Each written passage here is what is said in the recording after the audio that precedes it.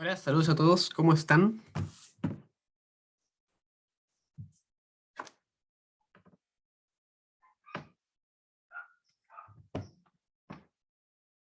Hola, bien, ¿y tú? Hola, bien, muchas gracias. Hola a todos. Eh, Disculpen un poquito que me haya demorado. Ah, viendo. Eh, ya estoy, como estoy viendo que igual vayan llegando gente, voy a esperar como un par de minutitos más, como a las 2:35. Voy a empezar con la ayudantía, ya para que sepan.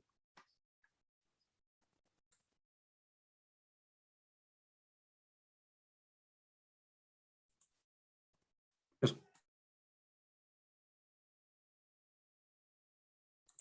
Igual, probablemente si quieren, bueno, subir a la guía de hoy día, la subí creo que ayer, al aula, así que podrían descargarla igual si es que no la han visto, para que vean lo anunciado más o menos.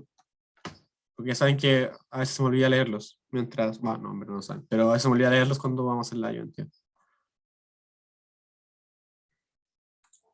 Pero mientras, ¿alguna, algo que quieran comentar de las clases? No sé si están entendiendo la del profe, o si me están entendiendo a mí, cómo fue la semana pasada, algo que quieran como comentar. No, la semana pasada no, la semana antepasada. Oiga, que fue el 18.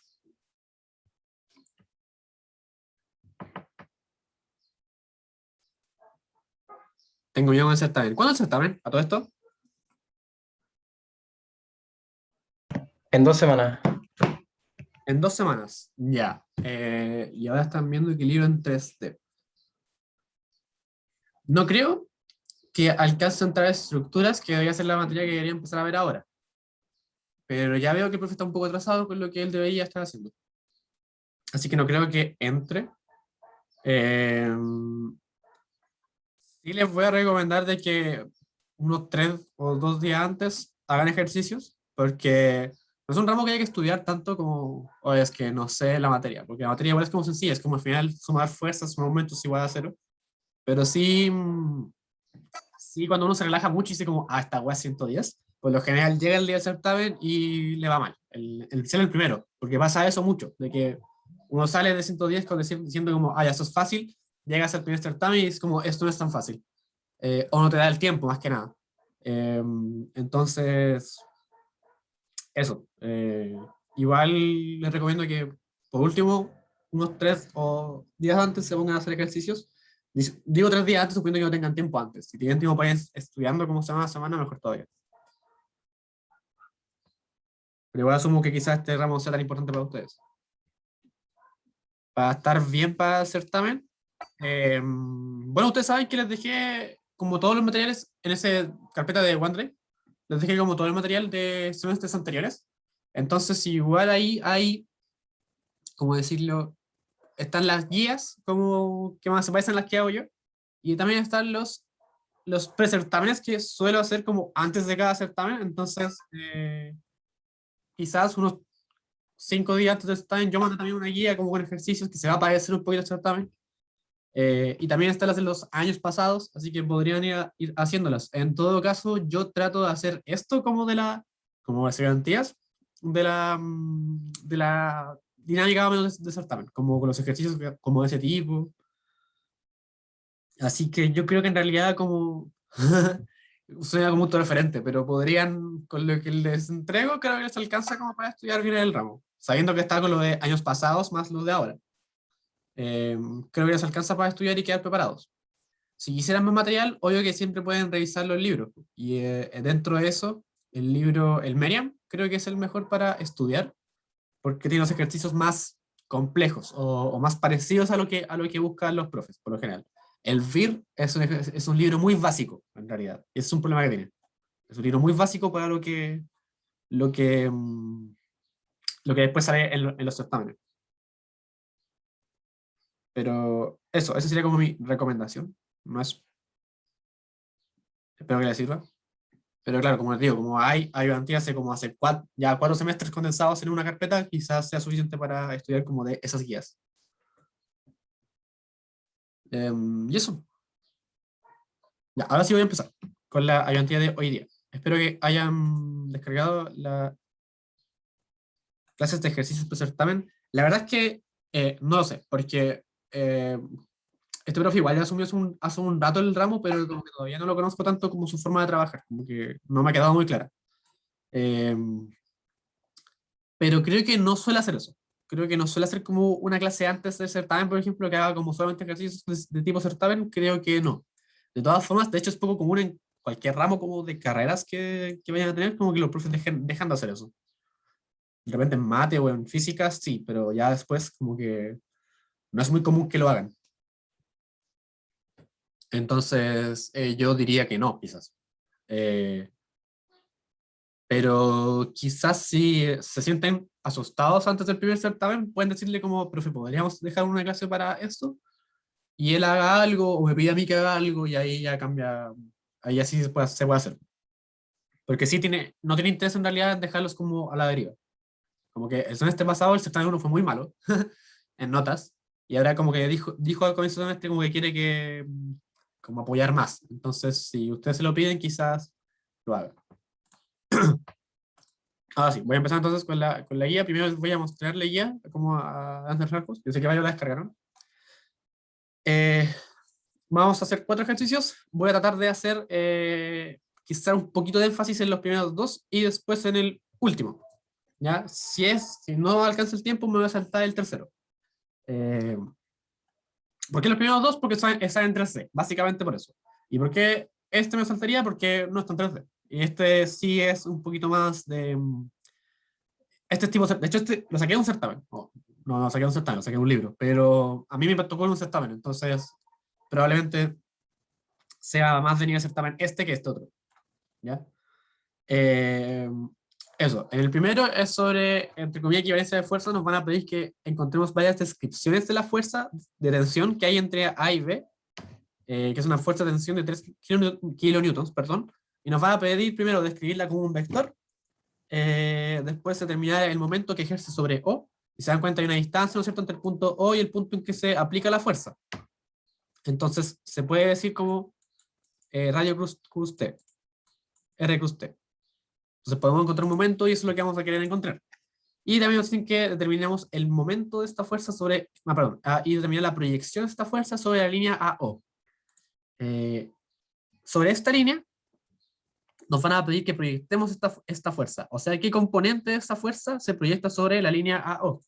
Es importante, creo, pensar un poquito en la letra C, que uno, ni cagando el profe les pide hacer algo como esto. Pero ¿por qué es importante? Porque ahora vamos a ver que haciendo esto, vamos a simplificar bastante el B, donde dice que detenemos el momento de la fuerza. ¿Ya? Voy a cerrar esto. Eso. Así que ahora voy a pasar al PPT. ¿Ya? También me comentó el profe de que, bueno, esta es la ayudantía número 2. Sí, esta es la ayudantía número 2. El profe me comentó de que no alcanzaban a ver todo bien lo de 3D. Así que vamos a partir un poquito como hablando sobre eso. Pero va a ser bien express. Ya no va a ser como una clase per se. Eh, lo que hay que considerar sobre la fuerza en los momentos en 3 dimensiones, bueno, sobre fuerzas, es básicamente lo mismo que en 2 dimensiones. Solamente que ahora va a haber una componente extra de las fuerzas. Donde se pone complejo 3 dimensiones es con los momentos. Porque en 2 dimensiones es sencillo. Decimos eh, el radio y la fuerza, y siempre el momento que esto va a generar va a estar saliendo de la pantalla o va a estar en el eje Z. Ahora, no siempre va a estar saliendo del eje Z, porque ustedes saben que el punto cruz es un vector perpendicular a los dos vectores que están haciendo el punto cruz, o sea, al radio y a la fuerza. Ahora, teniendo más posibilidades de radio y más posibilidades de fuerzas, eh, vamos a tener que quizás hacer un punto cruz con esa regla del determinante. No sé si se acuerdan de matemáticas que, por definición, R cruz F era igual, ¿no es cierto?, a el determinante de, y aquí queda algo bien extenso, y tongo, j tongo, k tongo, iban poniendo rx, ri, rz, fx, fi, FZ. No sé si se acuerdan de esto, ¿ya? Pero esa es como la forma correcta de hacerlo. Pero eso, y aquí sí déjenme decírselos, esto como consejo, porque así es, y así se lo voy a enseñar como, así se hace. Es un producto cruz, y en 3 dimensiones van a tener que hacer el producto cruz. Eso a veces es ineficiente, porque normalmente el profesor les va a poner un ejercicio que no va a tener tiempo para hacer ese producto cruz 2 o 3 veces por ejercicio, en los 3 ejercicios que van a estar en la hora y media. Así que hay formas de simplificar el cálculo de momentos, que es lo único que es como realmente complicado de 3 dimensiones. Hay formas de simplificarlo, y esta forma de simplificarlo vamos a ser lo que vamos a ir viendo ahora.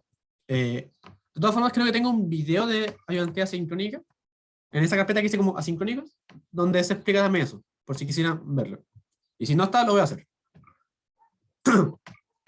Y aquí va un poco de la mano con lo que iba a decirles. Es importante notar que con los momentos a veces podemos encontrar el plano de acción. ¿A qué me refiero con eso? Por ejemplo, notemos aquí que si yo marco esta línea roja, esta flechita roja, estoy marcando el radio entre O y el punto de acción de esa fuerza que está en A. Luego, eso es entonces un radio en I, en el eje I. Y la otra es una fuerza en el eje Z negativo. Veamos que, dicho esto, el plano de acción sería el plano XZ, donde está metido la dirección y la fuerza. Ahora veamos cómo rota este conjunto radio-fuerza, ¿no es cierto? Por la regla de la mano derecha, o en realidad veámoslo de esta forma. Esto va a moverse hacia allá y luego hacia abajo. La rotación que está generando es esta, que se ve, si ustedes se paran aquí, como en el punto X, donde está el eje X, se vería como algo así. ¿Ya? Es una rotación horaria. Así que ya podemos asumir de que esto es un vector de esta forma. Recordar que los momentos son vectores también, ¿ya?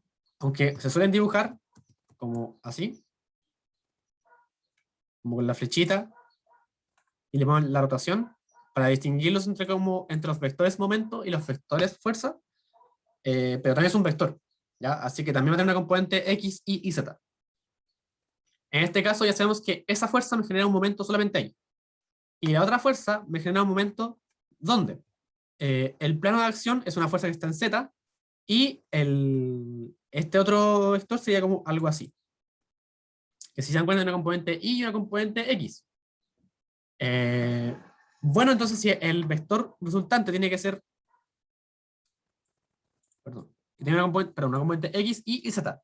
Si el vector resultante tiene que ser esto perpendicular, vamos a hacer un plano más o menos así. Y de este plano va a salir el vector momento. Esto puede ser un poco confuso matemáticamente si lo explicase solamente como con la matemática, como lo voy a hacer. Por eso lo estoy explicando con esto como del plano. Pero no es necesario que hagan esto mismo que estoy haciendo yo ahora, no es necesario que lo hagan tan así en la práctica. Ya, es para que como que lo vean, porque va a pasar un poco lo que después vamos a ir haciendo. Y por último, estos son una lista de los soportes que hay en 3 dimensiones. Como si usted, ay, chuta, si usted ve uno de estos, va a tener que asumir que esa es la fuerza que se está haciendo ahí.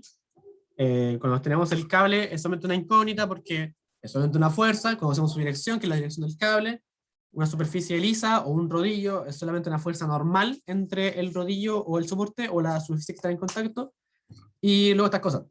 Siempre al final tienen que preguntarse como, ¿qué movimientos me permite esto? Si se dan cuenta que hay una rótula esférica, solamente hace 3 fuerzas. ¿Por qué 3 fuerzas? Porque bueno, la rótula puede moverse, puede rotar así, puede rotar así, puede rotar así. En el fondo puede rotar en los 3 ejes. Eh, lo que no puede hacer es desplazarse. Ese punto ahí siempre va a estar ahí. No puede irse más para allá, ni más para allá. Tampoco más para arriba ni más para abajo. Por eso dice que hay 3 fuerzas, hay 3 soportes, hay 3 impedimentos a el movimiento. Acá pasa que solamente hay uno. El cable no va a evitar que esto rote alrededor del cable. Tampoco va a evitar que esto se vaya para allá o para allá. Solamente va a evitar que esto se mueva hacia allá y hacia acá. Por tanto, genera una restricción. Por otro lado, esta chumacera va a eventualmente permitir que esto siga rotando, que es la gracia, de hecho, porque está sujetando un eje que va a estar rotando, va a permitir que rote en ese eje y que se mueva en ese eje quizás el, el cilindro de metal, pero no va a permitir que rote de esta forma, porque lo mantiene quieto. Entonces, ya, ¿qué momentos me están pidiendo? Ahí donde no se puede mover o no puede rotar, hay un momento o hay una fuerza. Eh, y eso, acá hay más. De todas formas, estos de aquí están en libros o están aquí mismo, entonces si ustedes tuviesen una duda así como, oh, dice el libro que tengo una chumacera, ya, lo busco, ¿qué significa eso? O dice que tengo una bisagra, entonces, ¿qué debería considerar yo? Lo buscan aquí.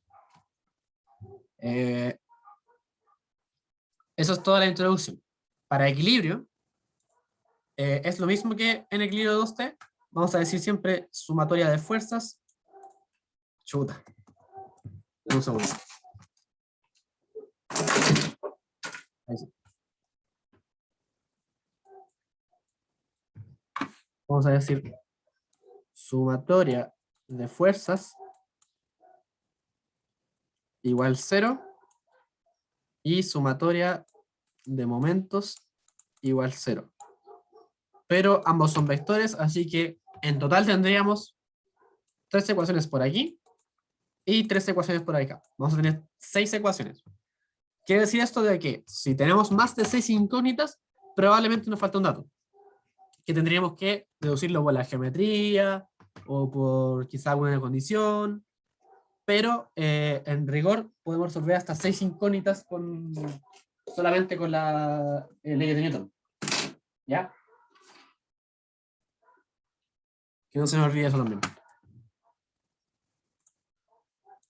Entonces, el primer ejercicio, que es el que les estaba mostrando recién, es muy parecido al que hicimos el ejercicio 1 en la clase pasada, pero ese era en 2 dimensiones, ese es en 3 dimensiones. ¿Ya? Lo primero que nos van a decir es que queremos describir la tensión entre la cuerda que está entre A y B como un vector. Ahora, para hacer eso, como vector, primero queremos encontrar la dirección de esa cuerda. ¿Qué es lo que le decía antes? De repente yo podría decir perfectamente, oye, en A tengo 3 fuerzas desconocidas, pero la verdad es que eso no es tan así porque yo sé de que en realidad eso se mueve en un eje, que es el eje de la cuerda, y lo que necesito saber ahora es por geometría o por reglas vectoriales esa dirección. Entonces, ¿cómo describo el vector AB? Acá arriba tienen una ayudita con el esquema. Queremos encontrar el vector que va desde aquí hasta aquí. ¿Cómo puedo escribirlo?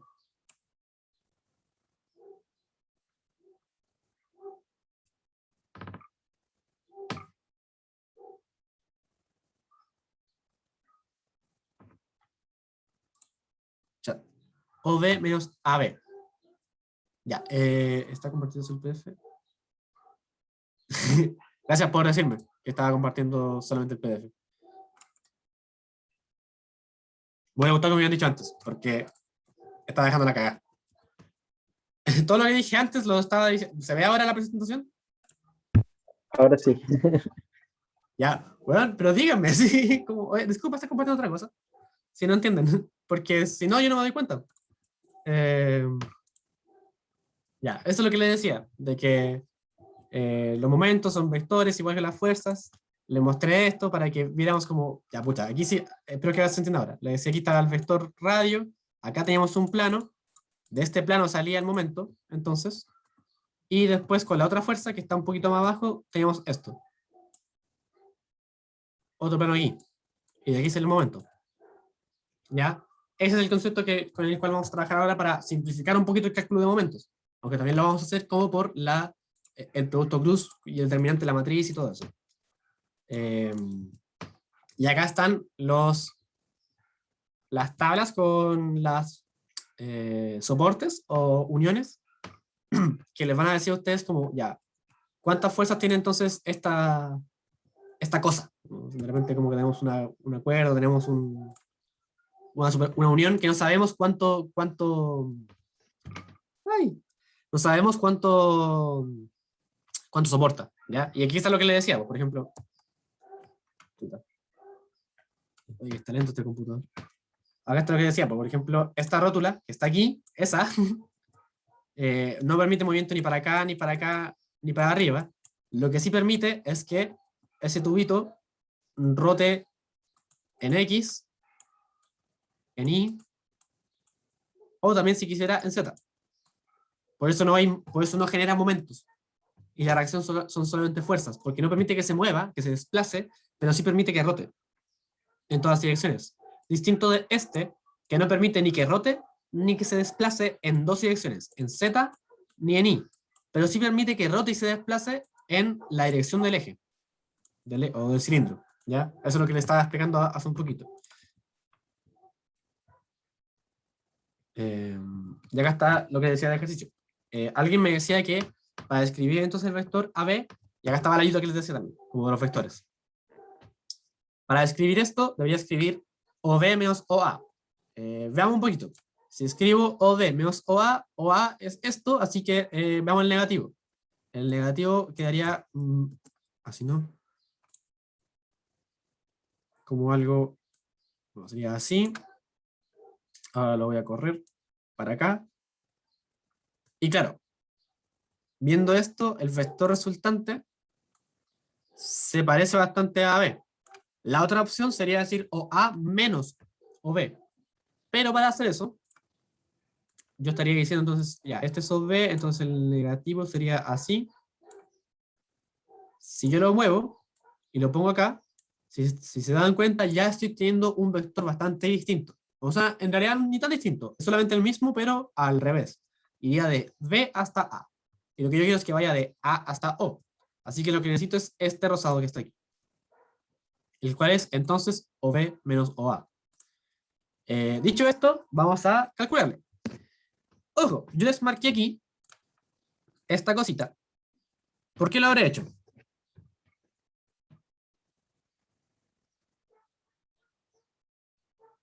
Ah, por cierto, tenemos que, según el dibujo, en este eje, justamente el que está marcadito como X', está esto, está elevado sobre esa línea. Es como la proyección hacia el suelo del mástil.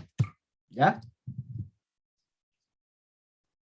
Así que les pregunto yo ahora, ¿por qué habré anotado ese eje? ¿Por qué le habré puesto nombre como X'? ¿De qué me serviría darle nombre?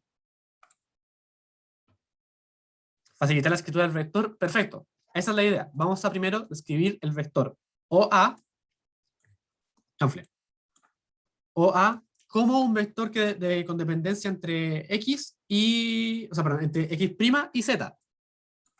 Así vamos a trabajar en un plano y no en el 3D. Primero.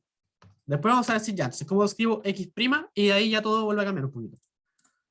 Entonces, si se dan cuenta, esta misma expresión se escribe como OB, magnitud, X', negativo porque está al revés del X', yo estoy asumiendo X' positivo hacia allá.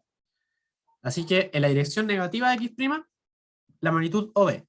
Y me paro aquí ahora.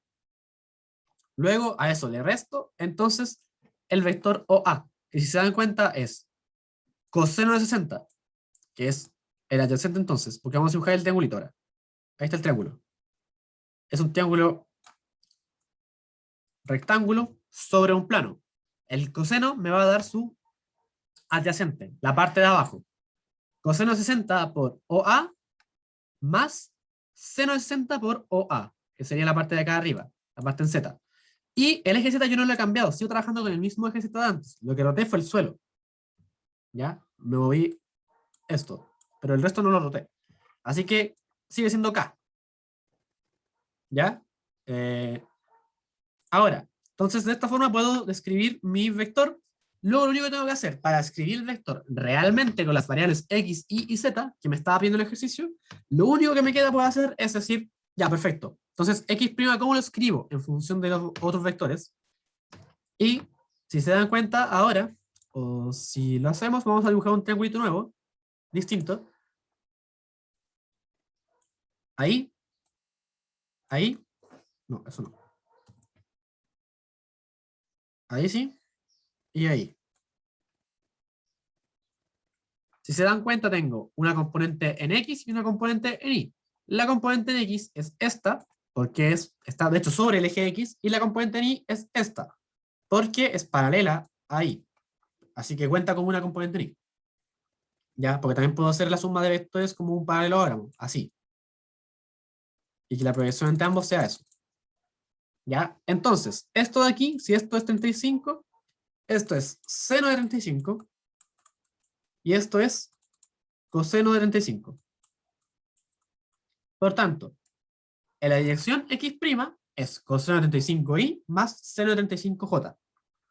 Como estamos hablando de vectores unitarios, porque son direcciones solamente, su magnitud es 1, así que no necesito multiplicarlo por nada más. Solamente me basta con decir coseno y seno. Si no, tendría que decir como por la magnitud de la adyacente, pero no tengo necesidad. O sea, de la hipotenusa. ¿Ya? Aproximadamente son estos. ¿Ya? Ojo que yo ya estoy asumiendo entonces,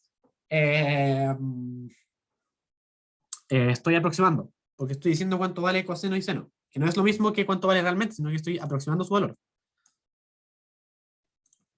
¿Ya? Finalmente, el vector AB, entonces, es OA más 2OB partido en 2 por X', que es igual a esto. Chuta, hasta para cerrar estoy mal. Si reemplazamos todo con los valores numéricos, nos va a dar aproximadamente este vector de aquí. ¿Ya? Esto solamente reemplazando, chuta. Y ese 26 sale de esta operación de aquí. ¿Ya? Porque OA vale 10, OB vale 8, 10 más 16, 26.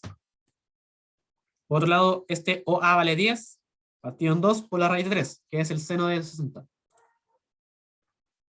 Seguimos entonces. Aquí, así nos quedaría numéricamente el valor, o el vector, perdón, que describe la dirección AB. Esto está en metros. No lo hice aquí, pero está en metros. Porque es un vector dirección. Ese vector me conecta A y B. Va de A hasta B. Ahora, yo quiero saber la dirección, porque para describir la tensión necesito darle la magnitud de fuerza, de tensión, los 3 kilonewtons, multiplicarlos por el vector unitario. Pregunta, ¿cómo calculo el vector unitario?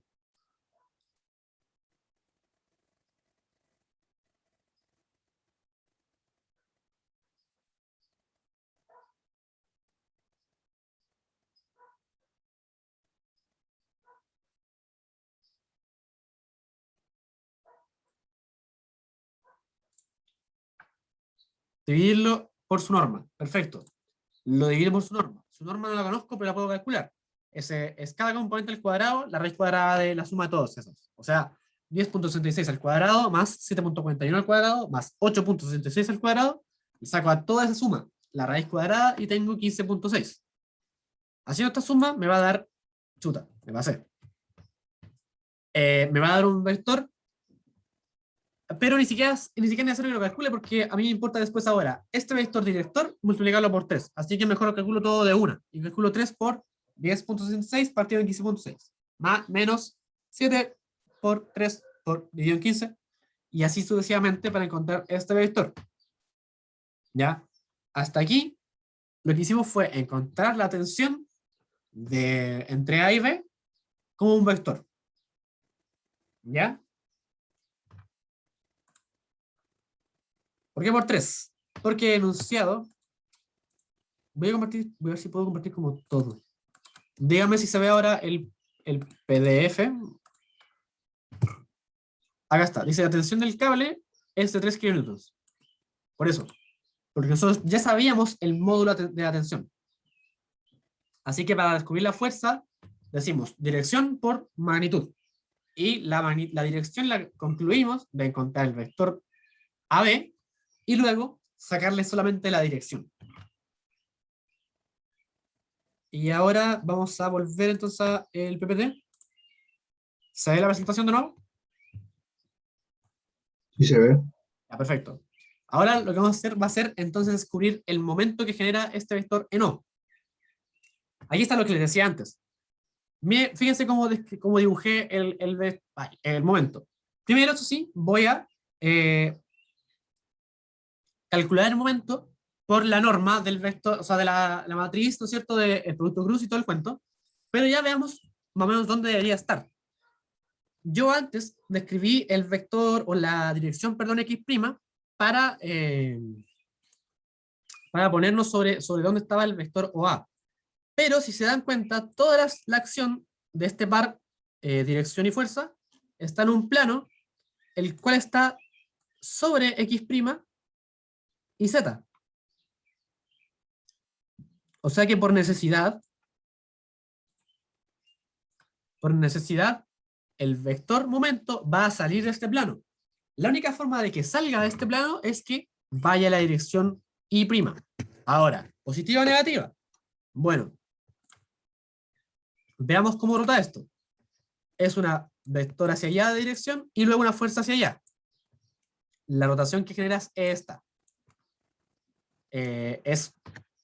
Visto desde como pantalla, es antihoraria. Así que lo que tengo que hacer ahora yo es hacerle como borrar la mano derecha y me daría cuenta que mi pulgar quedaría saliendo de aquí, de la pantalla, quedaría saliendo acá.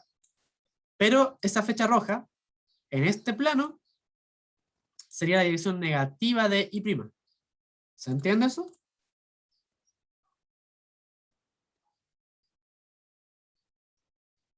Cuando se tiene que hacer un DCL de...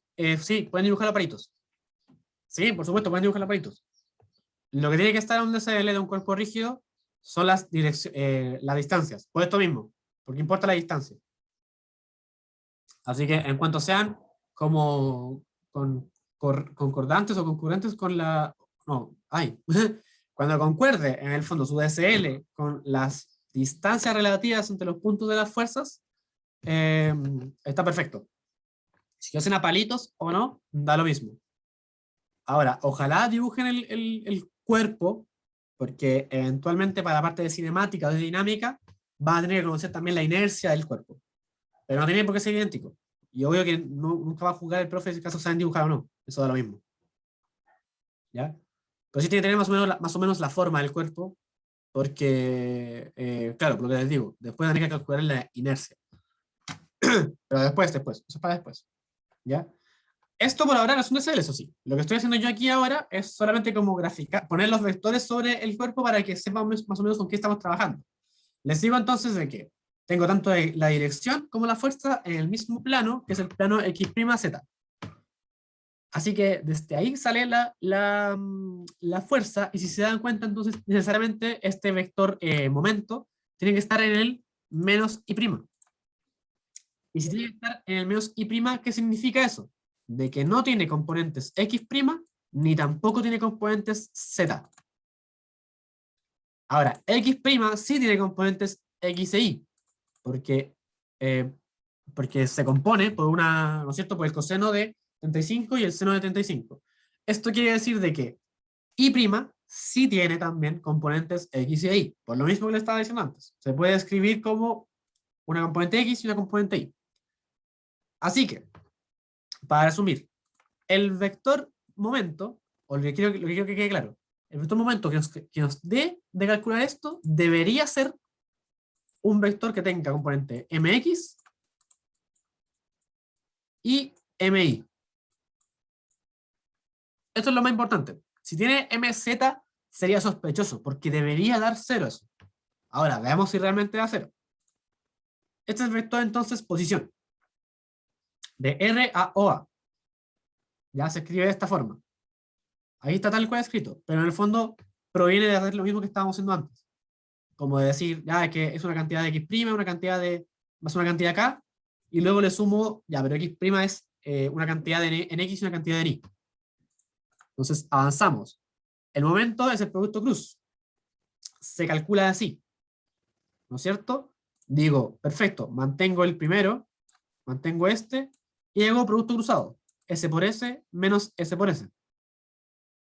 Luego, mantengo el segundo, y digo, S por S menos S por S. Pero acá está en negativo. Ya se va intercalando. Positivo, negativo, positivo. Por último, el tercero, vuelve a estar en positivo, mantengo el tercero, y producto de S por S menos S por S. ¿Ya? Calculándolo, me da algo así. Pero fíjense de que esto ya es muy largo. Haberlo hecho en una prueba habría sido agotador. Imagínense una prueba en la cual tuviesen como 2 o 3 tensiones. ¿Por qué lo digo?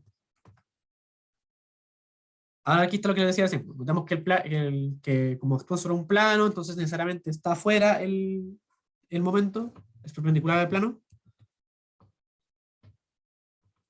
Voy a tomar esta parte, que ya está lista, la respuesta B está lista hasta aquí, pero ya me parece sospechoso lo que yo les dije de que no debería estar esta componente de aquí. No es que esté malo, pero probablemente hay un error de aproximación, porque en algún momento empecé a usar números y no cosenos y senos, ¿ya? Probablemente aquí hay un error de aproximación. Así que no está precisamente malo, solamente que no está perfecto, ¿ya? Ahora, la C nos preguntaba por la proyección de la fuerza AB sobre la línea OA. ¿Por qué nos preguntaba eso? Bueno, para poder hacerlo, lo que tenemos que hacer es decir, ya, perfecto, tengo una fuerza, y si yo hago esto ahora, la puedo proyectar sobre la línea OA si le saco esta componente. Yo digo como se suma de esta componente más otra componente. ¿No es cierto?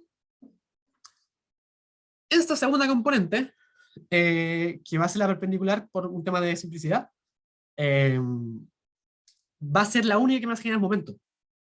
O sea que si yo conozco este ángulo, que me va a ayudar a contar la parte proyectada, voy a poder también encontrar esta otra parte, que es la parte perpendicular. Dicho de otra forma, recuerden que encontrar la parte que es paralela a al vector radio, esa parte, la parte paralela, no genera momentos. Porque en el producto cruz, las partes paralelas no se multiplican o son iguales a cero. Así que importaría solamente tener esta parte del vector, la parte que es perpendicular al radio. Encontrar la parte que es perpendicular al radio es relativamente parecido a encontrar la parte que es paralela al radio. Por eso vamos a hacer esto primero, la parte C, que es encontrar la proyección. ¿Cómo vamos a encontrar la proyección? Bueno, lo explico. Lo que vamos a hacer, en este caso, no voy a decir que esta es la única forma de hacerlo, hay más formas de hacerlo, pero esta es una forma que yo considero más sencilla. Vamos a trazar un triángulo entre A, B y O. Conocemos todas las magnitudes aquí porque están en el enunciado. Dicen OA es 10, OB es 8. Y nosotros calculamos AB. ¿En qué parte? En la parte 1, cuando dijimos esto.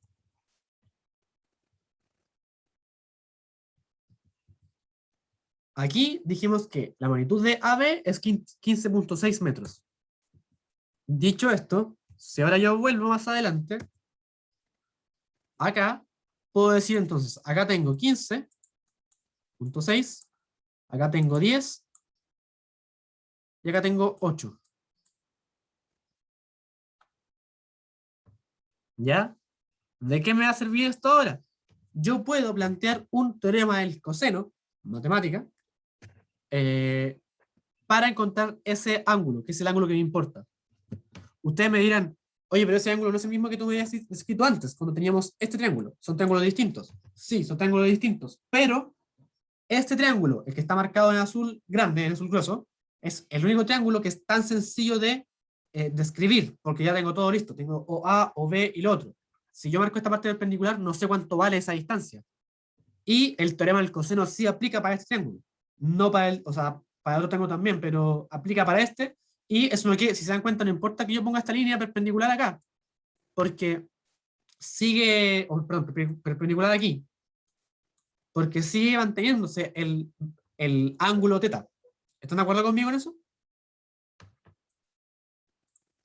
¿Alguien que no vea lo que estoy explicando ahora?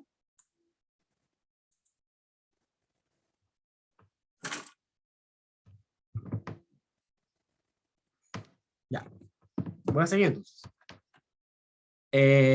Dicho esto, entonces, ahora voy a decir que, ¿cómo calculo entonces esto? Planteo el teorema del coseno, diciendo que entonces este al cuadrado es igual a este al cuadrado más este al cuadrado menos 2 veces esto por el coseno del ángulo. Porque está ahí, 2AB por A coseno del ángulo. Despejo teta, que finalmente hace el arcoseno de OB cuadrado menos OA cuadrado menos AB cuadrado por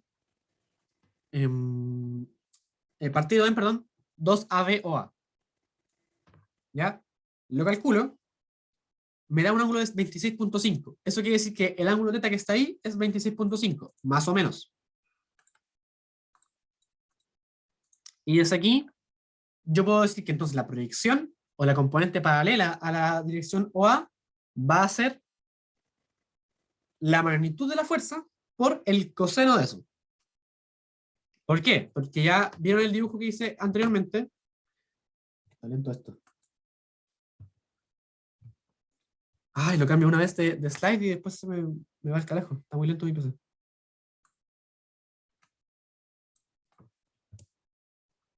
Ahí sí.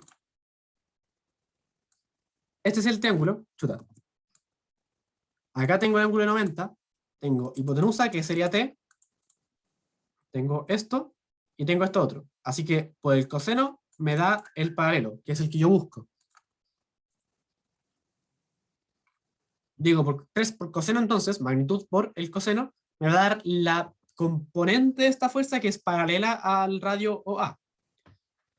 Mientras que la componente que no es, que no es paralela, va a ser, perdón, esto mismo, pero por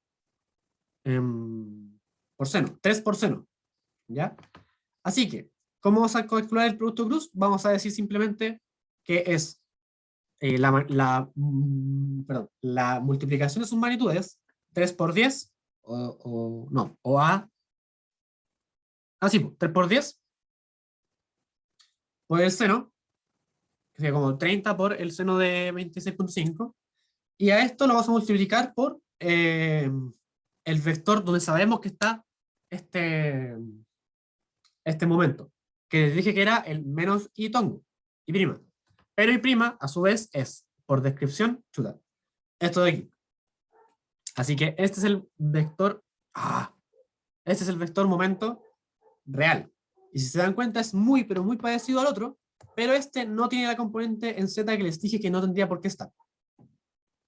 Así que este es más perfecto que este otro cálculo y fue más rápido. Si se dan cuenta, hicimos esto, que no fue muy complejo, y luego hicimos esto. Y ya estábamos listos. Y además respondimos 2 preguntas de una. En cambio, para lo otro, hay que hacer todo este jaleo. Y además no nos dio tan perfecto. Nos dio con un poquito de error. ¿Se entiende?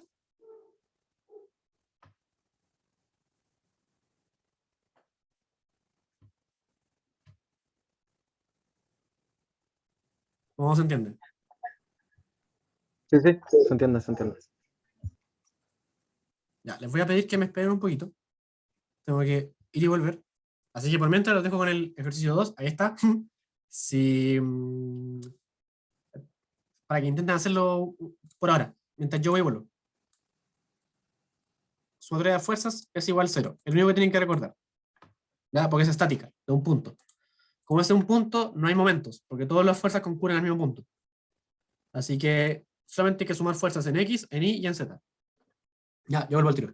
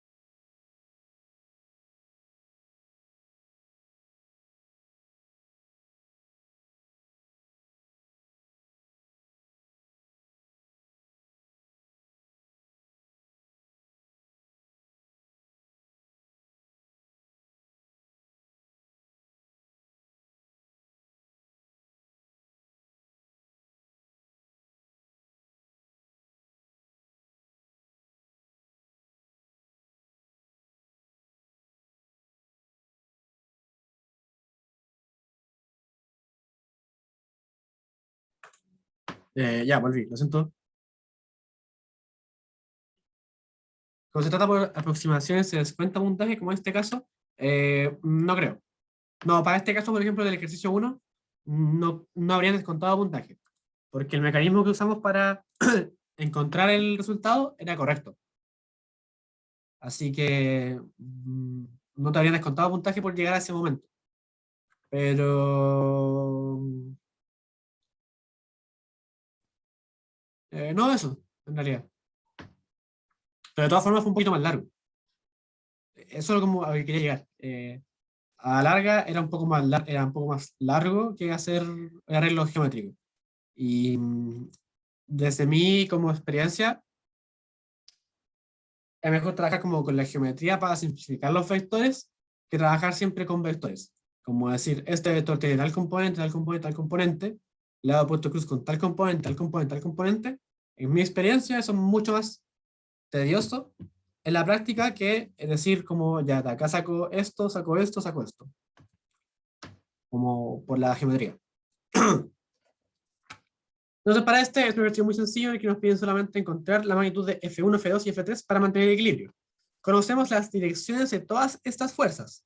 Lo único que nos faltaría sería entonces sus magnitudes. Por tanto, como conocemos sus direcciones y no sus magnitudes, eh, tenemos tres ecuaciones y podemos plantear tenemos tres incógnitas y podemos plantear también tres ecuaciones, porque serían sumatorias de fuerzas en X, Y Z.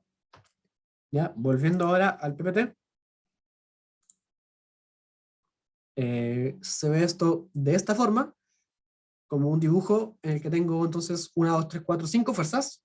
Y bueno, quizá no se entienda mucho, pero básicamente lo que dice la fuerza F1 es que eh, desde X hasta F1 hay 60 grados, ¿ya?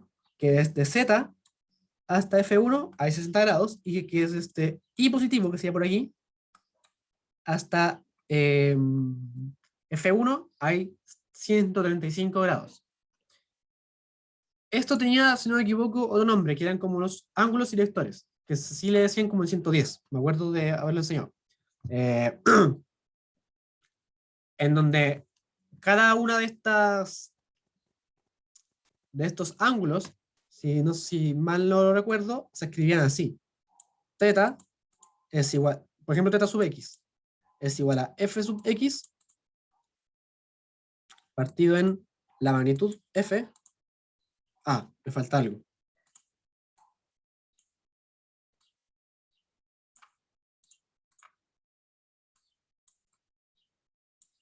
Coseno a la menos 1 o arcoseno de esa magnitud, f de x menos f. ¿Qué quiere decir esto? De que es bastante sencillo ver cuánto vale entonces la proyección de F1 en X, en Y y en Z. Por ejemplo, ¿cuánto valdría la proyección de F1 en X?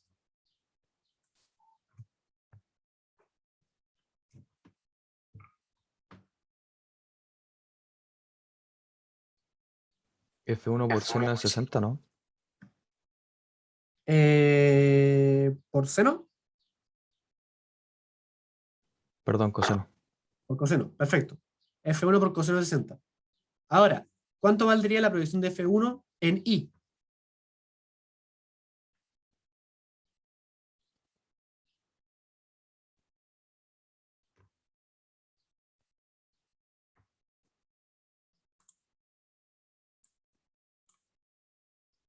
Y.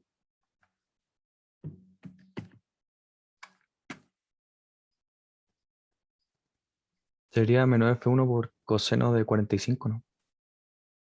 Ya, eso está bien. Eso está bien. Pero, si tú dices F1 por coseno de 45, estás diciendo lo mismo que decir, perdón, menos F1 por, ahí sí, es lo mismo que decir F1 por coseno de 135. ¿Por qué? Porque cuando tú pasas del 90 en coseno, ya empieza a ser negativo, porque está yendo para la parte de atrás, como menos x, ¿no es cierto? Entonces, por eso también está definido esto de esta forma. Ahí está 135 y se define como desde este parte del CLI positivo hasta allá, para que, perdón, para que al final sea llegar y decir F1 por coseno del ángulo. Así que la proyección de F1 en I está bien lo que tú dijiste, pero también está bien decir que es F1 por coseno de 135, porque en el fondo yo tomo la dirección positiva de mi vector y calculo el ángulo hasta allá. Si es mayor que, si es mayor que 90, la trigonometría va a seguir funcionando. ¿Ya? Dicho esto, luego la proyección de F1 en Z también sería por coseno de 60, porque ahí está el 60. Ya ese es un poquito más sencillo. Podría confundir un poquito que era menor que, mayor que 90. Pero en realidad da lo mismo. Ojo, eso sí, que si ustedes dicen como F1 por coseno de 135, la dirección que ustedes van a asumir no es esta, sino que es esta. Porque lo están asumiendo como positivo en la dirección del I positivo. Cuando pongan el coseno de 135 les va a dar negativo y va a quedar hacia otro lado. ¿Se entiende? Me explico. Voy a poner aquí. Esto es en X, esto es en Y, y esto es en Z. En Y, notemos que yo puse F3 hacia atrás, como a este lado de la igualdad, y al otro lado de la igualdad puse esta parte, la de 800, y F1. ¿Por qué F1 la puse para acá si yo sé que va para el otro lado? Ah, porque yo sé de que el ángulo está medido desde el I positivo.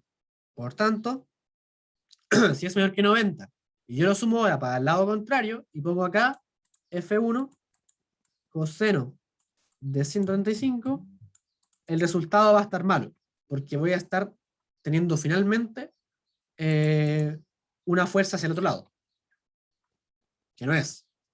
¿Ya? ¿En qué plano está? En Z. No. Está en un plano inclinado, porque ese ángulo parte desde el eje Y positivo y termina en el vector F1. Esa es como la idea. Parte desde esta línea, de la línea del vector, chuta, que estoy chueco, desde la línea del vector y termina en la línea de F1. ¿Ya? Así que estaría como en el plano entre el vector e Y. No sé si se entiende eso. Si yo dibujo un plano aquí ahora, como en ese plano estaría, bueno, que está inclinado 60 grados con respecto a Z y 60 grados con respecto a X. Pero que contiene, sí, al Y. Lo mismo con los demás. Como el eje X' del ejercicio antes, no tan así. No es lo mismo. Pero claro, puede ser una buena forma de verlo. Claro, es como si ahora el eje en el que está metido F1 fuese un eje X'. Entonces, ¿cuál es el ángulo entre ese eje X' y Y? 135.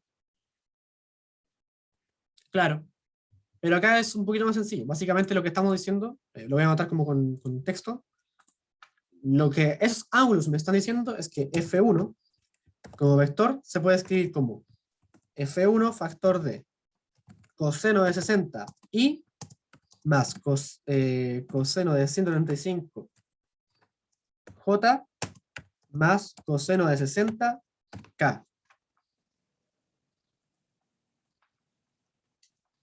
No se ve como normalmente escribiríamos un vector, porque aquí son puros cosenos. Pero eso pasa porque cada ángulo está descrito desde un eje en su dirección positiva hasta el vector F1. No sé si se entiende esa diferencia con lo que hicimos antes.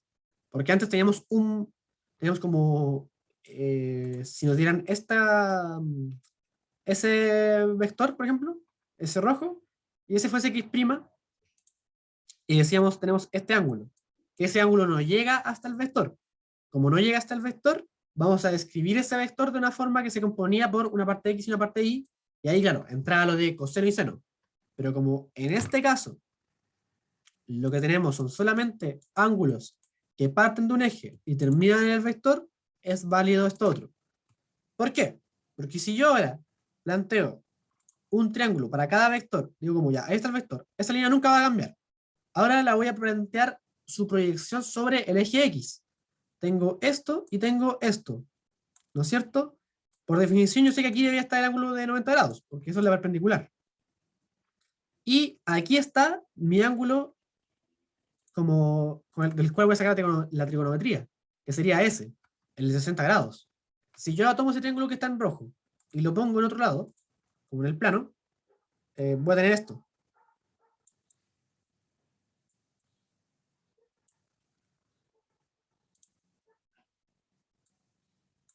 Acá está X, acá está F1, o sea que esto sería F1X. Y si se dan cuenta, F1X vale coseno de 60 por F1. Y eso mismo se repite para cada una de las demás. Voy ahora a borrar esto. Si yo lo planteo ahora aquí, con Z, tengo ese triángulo, que también tiene un ángulo recto aquí. ¿Se dan cuenta?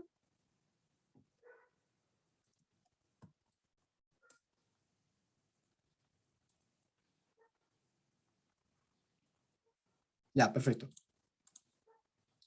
Sigamos entonces. Así nos van a quedar las ecuaciones. A sumar en cada eje. Y lo único que nos va a quedar ahora va a ser entonces empezar a resolverlo.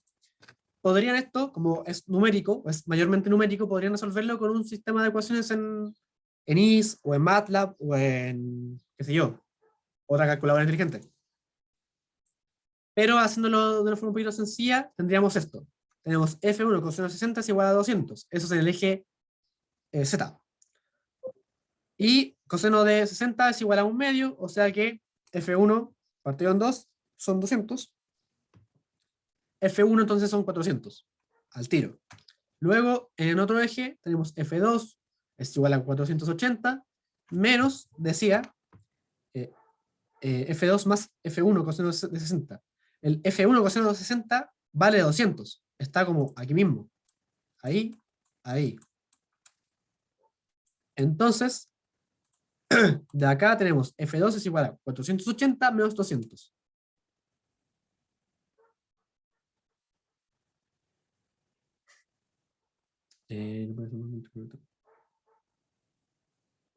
La pregunta de ahí, porque con el coseno de 135 no podías armar un triángulo rectángulo, ¿o sí? Ya, la verdad es que, claro, no puedo armar un triángulo rectángulo desde este lado, por ejemplo, hasta allá. Lo que sí puedo hacer es esto.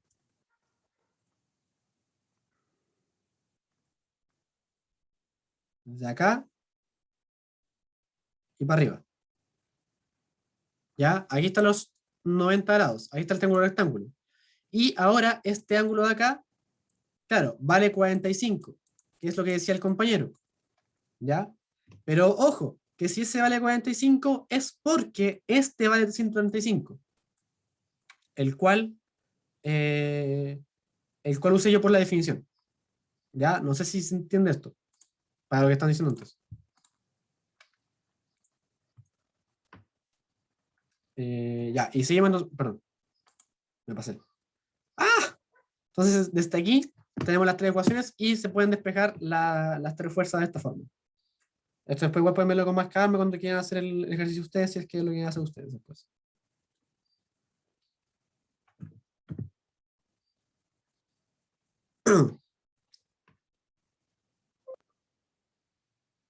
Se fue alguien.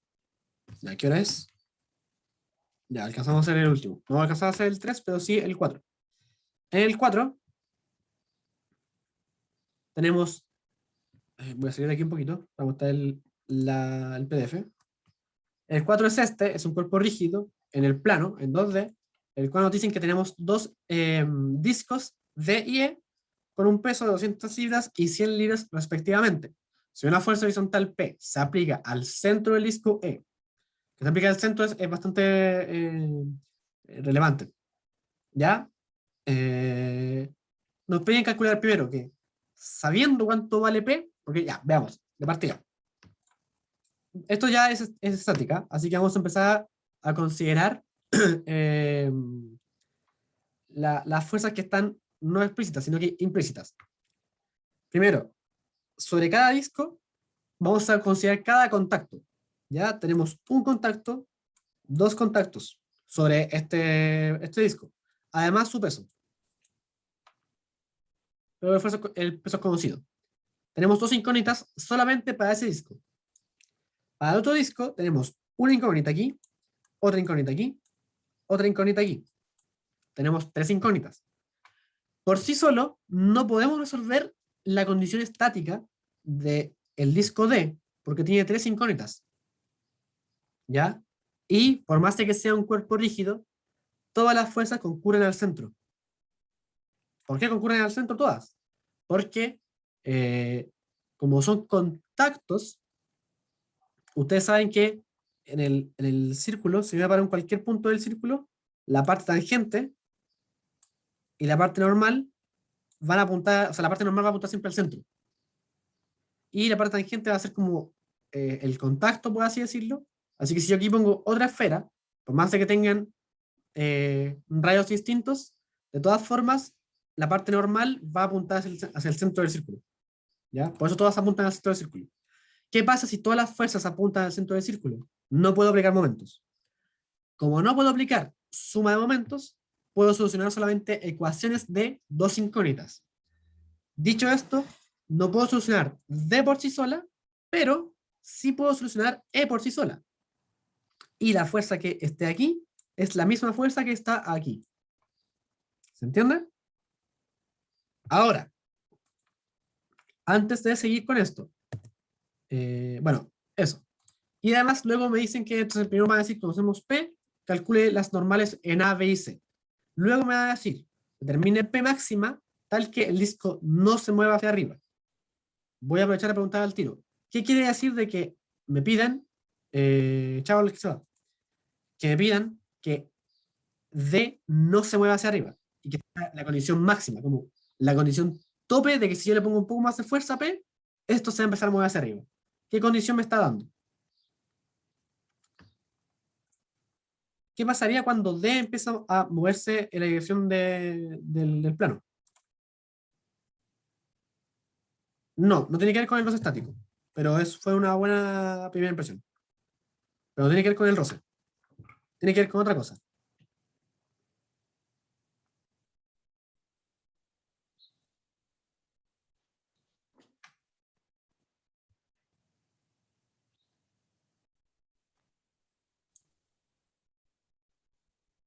No se vaya la reacción del piso horizontal. Perfecto, ahí va. Cuando este piso deje de contactar con el disco, es porque el disco está subiendo. Si deja de contactar con el disco, entonces no hay fuerza. Si no hay fuerza, quiere decir de que es una normal de magnitud 0. O sea, en la A nos van a dar P para que calculemos A, B y C. En la B nos van a dar B para que calculemos A, C y P. Esa es la condición. Ahora, vamos a volver entonces a la PPT para resolver esto. Este es el ejercicio anterior. Y aquí estamos. Como pueden ver, entonces yo les dije de que la fuerza P iba a actuar directamente sobre E. Ah, paréntesis. Acá están cambiados los subíndices de los pesos. Lo demás está todo bien. Pero los subíndices de los pesos están dados vueltas. Este ya ser WE y este ya ser WD. Pero eso no es. ¿Ya? Les digo entonces.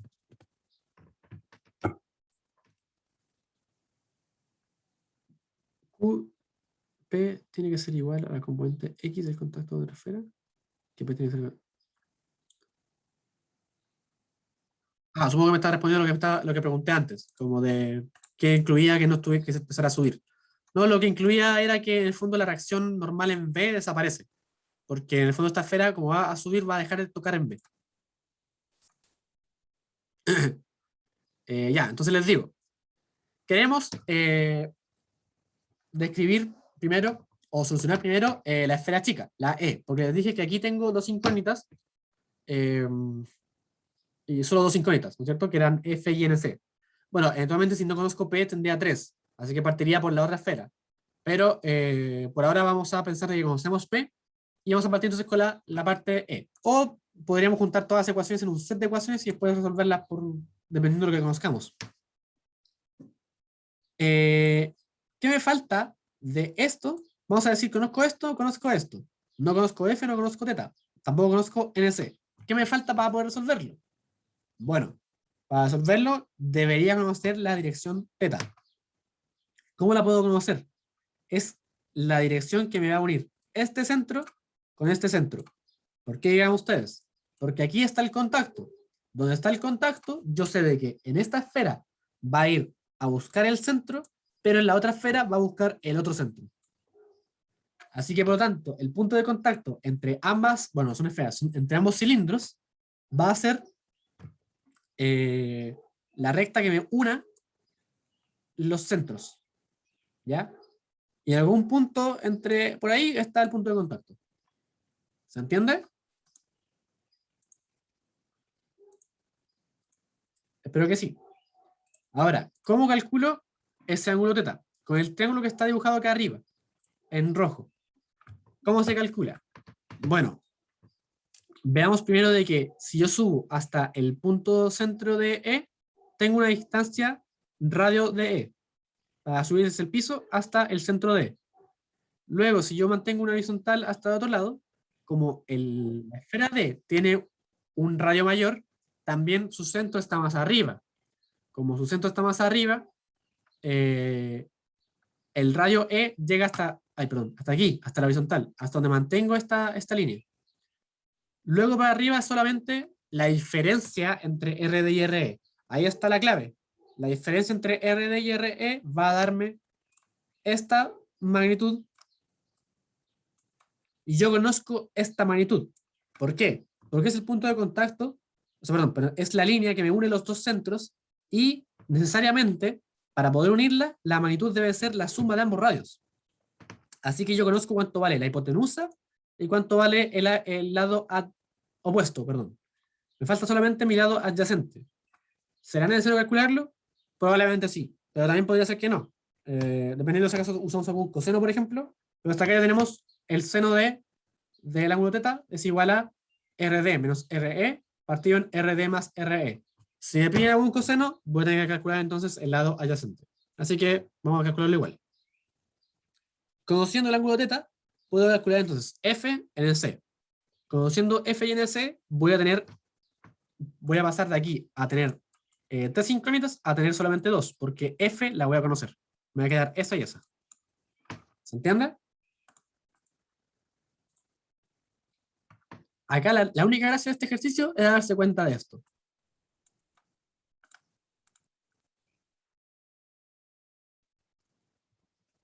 Si volvemos a escribir entonces todas las ecuaciones, vamos a tener de que estas dos, o esta de aquí en realidad, que es todo el trabajo matemático que se hace en esta geometría de aquí. Luego, las dos de abajo salen de la esfera o del cilindro E, que es el chico, es el de arriba. Y luego las otras salen del D, que es el de abajo, el más grande. ¿Ya? Solamente es sumar fuerzas en X y en Y, tal cual. Quedaría algo más o menos así. Es bastante extenso, pero no es nada de otro mundo, no es nada que no hayan hecho antes. ¿Ya? Lo otro, dense cuenta de que aquí tuve que cambiar un poquito la forma en que se dibujaba el triángulo, porque antes estaba escrito así, como 3 abajo, 4 acá, pero esta dirección no es la dirección del plano inclinado, es la dirección perpendicular al plano inclinado, por tanto, di vuelta a los números, el 3 y el 4. Ya, y acá está el ángulo. Acá tengo otro teta. Y eso. Luego de esto, gracias a que conozco esta geometría, o esa trigonometría mejor dicho, puedo reemplazar los senos y los cosenos por estos valores de aquí. Hagamos eso. Digamos, entonces conozco P, quiero calcular NA, NB y NC.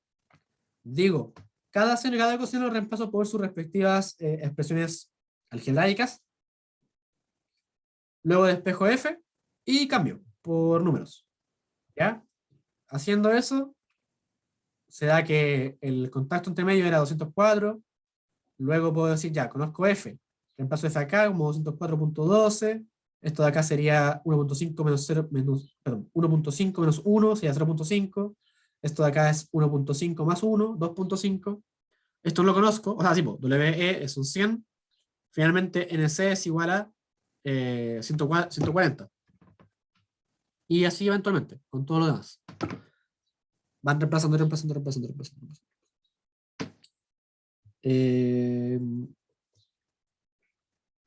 ¿Ya? Luego, para decir que no suba, lo que les decía recién, era la otra parte importante del ejercicio. Darse cuenta de que si esto va a empezar a subir, hay un contacto que se pierde, que es el contacto NB, por tanto su fuerza es cero.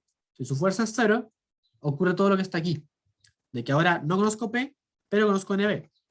Y acá lo que hice más o menos fue decir, así me queda el set de ecuaciones completo. ¿Ya?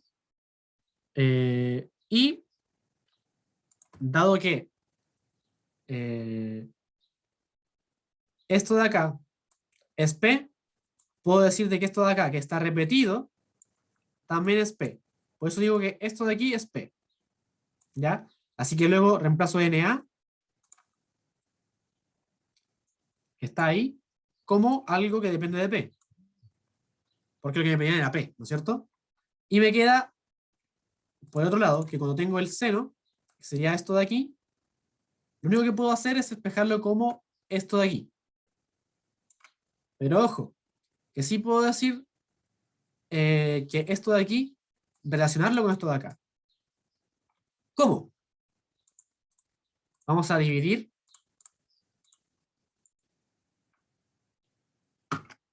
eso. Vamos a dividir la función de arriba, o la ecuación de arriba, en esta ecuación de aquí. Esto en esto. ¿Qué nos va a quedar? Se nos van a ir las F y nos va a dar una igualdad entre P y esto de acá. Lo que me va a permitir dejar esto en función de P. ¿Ya? No hay que hacer perder mucho más tiempo, así que eventualmente quedarían en algo así, más o menos. Que les va a decir cuánto vale P en función de un peso. Y luego van a decir, ya, entonces P vale esto, si P vale esto, NC vale esto, y NA vale esto, y se acabó. ¿Ya? Veo que se está yendo harta gente, así que vamos a dejar hasta aquí. Por la parte quedan 5 minutos. Eh, Feliz jueves. Cualquier duda, consulta que tengan, cualquier duda, consulta que tengan, es momento para hacerla. Y si no, pueden irse libremente.